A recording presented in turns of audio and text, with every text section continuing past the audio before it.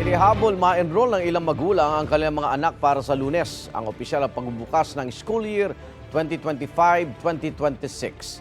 Live mula sa Dagupan City, may unang balita si CJ Torida ng GMA Regional TV. CJ. Igan, huling araw ng enrollment ngayon at inaasahan na marami pa ang hahabol na magpa-enroll hanggang mamaya para sa pasukan sa Lunes. Nasa 50,417 na learners ang inaasahang papasok sa iba't ibang pampublikong paaralan sa Dagupan City sa Lunes. Nasa mahigit 24,000 na learners ang inaasahang papasok sa elementarya, mahigit 14,000 sa junior high school at mahigit 11,000 naman sa senior high school. Bahagyang tumaas ang bilang mula sa 49,430 na learners noong nakarang school year. Nag-mapping kami.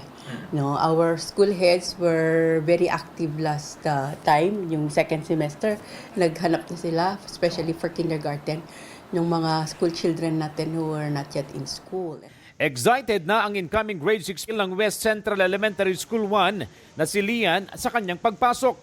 Kumpleto na raw siya sa school supplies at nagsasagawa na rin daw siya ng advanced lesson. Kasi po, makikita ko na po yung mga kaibigan ko po. Tapos po, hindi na po ako mababoring sa bahay. Tuloy ang enrollment para sa school year 2025-2026. Sa West 1, pina-enroll ni Krishna ang 4 na taong gulang na anak na si Mark. Papasok siya bilang kinder. Ngayon po, inahanda ko po siya para matuto siya mag-aral.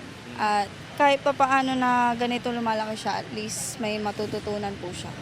Kahit hanggang ngayong araw na lang ang enrollment, pwede pa rin daw humabol na mag-enroll sa susunod na linggo kahit nag-umpisa na ang klase ayon sa Division Office.